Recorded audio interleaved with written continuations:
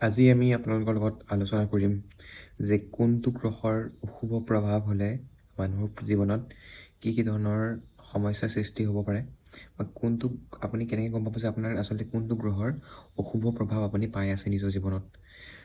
এইখিনি কথা মই ঋষি পৰাশৰে তেওঁৰ যোনখন কিতাপ বৃহৎ পৰাশৰ সৌৰশাস্ত্ৰ তাত কেইদৰে বৰ্ণনা কৰিছে তাৰ বিষয়ে অলপ আলোচনা কৰিম। প্ৰথমে আমি আলোচনা কৰিম যে সূৰ্য গ্ৰহৰ যদি অশুভ থাকে তেতিয়াহ'লে আপুনি কি প্ৰভাৱ আপোনাৰ জীৱনত দেখিব পাব। তাৰপিছত আপুনি সূৰ্য যদি অশুভ থাকে তেনেহ'লে আপোনাৰ পিতৃৰ স্বাস্থ্যৰ অসুস্থতা থাকিবই, লগতে আপোনাৰ শিক্ষা জীৱনতো ভালেখিনি বাধা থাকিব, মান যশ আৰু সন্মান হানি হ'ব পাৰে। লগতে আপোনাৰ যোনটো পইচা তাত সঞ্চয় কৰিবলৈ আপোনাৰ ভালেখিনি সমস্যা আপুনি পাব পাৰে আৰু বিভিন্ন ঠাইত আপোনাৰ পইচা সোমাই থাকিব পাৰে, ফচি থাকিব পাৰে, তেনেকুৱাবিলাক সমস্যা আপুনি পাব পাৰে। তাৰপিছত ব্যৱসায়ত বৃদ্ধি নাপায়, চাকৰিত প্ৰমোশ্যনত বাধা আৰু আপোনাৰ পেটৰ অসুস্থতা, লগতে গাঁঠিৰ বিষ আৰু তাতকৈ বেছি হ'ল যে আপোনাৰ চকুৰ পাৱাৰ কমিব আপোনাৰ বা চকুৰ একেবাৰে অন্ধও হৈ যাব পাৰে যদি ৰবি গ্ৰহ একেবাৰে অশুভ হৈ থাকে। তাৰপিছত যদি আমি কথা পাতোঁ চন্দ্ৰৰ অশুভ প্ৰভাৱ কি হ'ব পাৰে। চন্দ্ৰৰ মাতৃকাৰক গ্ৰহ, তো সেইকাৰণে মাতৃৰ অসুস্থতা হ'ব পাৰে, মানসিক শান্তিত প্ৰভাৱ দিব পাৰে।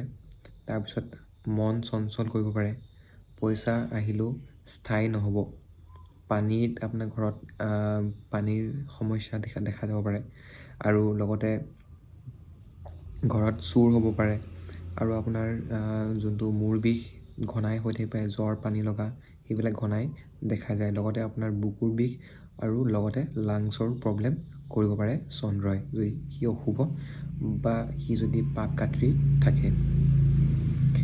তাৰপিছত যদি আমি আলোচনা কৰোঁ মংগলৰ অশুভ প্ৰভাৱ, আপোনাৰ ভাতৃৰ লগত অশুভ হ'ব পাৰে, মাটি সম্পত্তিৰ লগত কেলেংকাৰী আপুনি ফচিব পাৰে, সম্পত্তিৰ কাৰণে মোকদমা কেছ এনেকুৱাবিলাক আপুনি দেখা যাব পাৰে আৰু লগতে ঋণ বৃদ্ধি হ'ব পাৰে আপোনাৰ জীৱনত।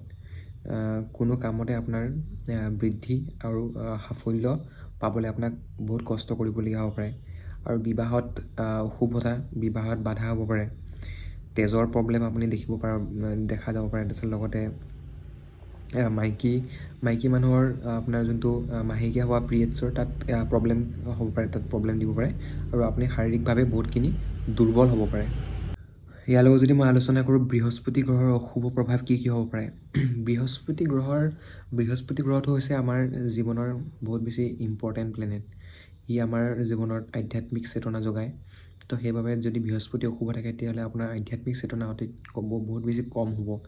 লগতে আৰ্থিকভাৱে আপোনাৰ স্থিতি বৰ এটা ভাল নহ'ব আৰু লগতে আপোনাৰ ঘৰত পুত্ৰ সন্তানৰো যদি থাকে সি আপোনাৰ কথা নুশুনা হ'ব আৰু যদি নাথাকিবও পাৰে পুত্ৰ সন্তান। আৰু লগতে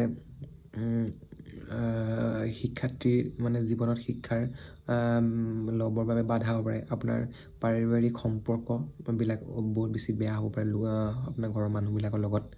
তাৰপিছত লগতে আপোনাৰ ঈশ্বৰৰ বাবে বিশ্বাস নাথাকিব, ভগৱানৰ প্ৰতি একো আস্থা নাথাকিব আৰু আপোনাৰ শৰীৰত সমস্যা ক'বলৈ গ'লে আপোনাৰ লিভাৰৰ প্ৰব্লেম হ'ব আৰু লগতে আপোনাৰ শ্বাস নিশ্বাস লোৱাত কষ্ট হ'ব পাৰে আৰু আগলৈ গৈ ডায়েবেটিছৰ নিচিনা প্ৰব্লেমো আপুনি পাব পাৰে জীৱনত। এতিয়া যদি আমি বুধ গ্ৰহৰ অশুভ প্ৰভাৱ যদি আলোচনা কৰোঁ, বুধে আমাৰ কি বস্তুৰ লগত আমাৰ জড়িত থাকে। বুধে আমাৰ বডি নাৰ্ভাছ ছিষ্টেম, যোনটো আপোনাৰ নাৰ্ভবিলাকৰ লগত জড়িত থাকে বুধে, আৰু মানসিক চিন্তাটো কেনেকুৱা হ'ব পাৰে তাৰ বিষয়তো সি জড়িত থাকে। বুধে আমাৰ ইণ্টেলিজেঞ্চি এটা প্লেনেট হয়, ই মানুহক বহুত বেছি স্মৃতিশক্তি বৃদ্ধি কৰে, সেইবিলাকতো সি বহুত বেছি ইম্পৰ্টেণ্ট প্লেনেট হয়। তো সেইটো কাৰণে বুধৰ যদি অশুভ প্ৰভাৱ আপুনি দেখা তেতিয়াহ'লে আপোনাৰ সিদ্ধান্তবিলাক ভুল হ'ব, আপুনি যিটো ডিচিজন বা যিটো আপুনি সিদ্ধান্ত ল'ব সেই তাত আপুনি ভুল প্ৰভাৱ পাব। তাৰপিছত আপোনাৰ ব্যৱসায়িক প্ৰতিষ্ঠানত আপুনি ভাল ফল নাপায়, ব্যৱসায়ত আপুনি বাধা পাব, লগতে নাক কাণ ডিঙি আৰু সেইবিলাকতো আপুনি সমস্যা পাব পাৰে, তাত বেমাৰ আপুনি ভুগিব পাৰে, লগতে আপুনি থাইৰয়ডৰ প্ৰব্লেমো হ'ব পাৰে। তাৰপিছতো যদি আমি কওঁ তেতিয়াহ'লে আপুনি যোনটো আমাৰ বুদ্ধি বেয়া কামত আমি ব্যৱহাৰ কৰিব পাৰে বা বুদ্ধি নাশ হ'ব পাৰে তেনেকুৱাবিলাক আপুনি সমস্যাত দেখা যাব আপোনাৰ যদি বুধৰ অশুভ প্ৰভাৱ থাকে।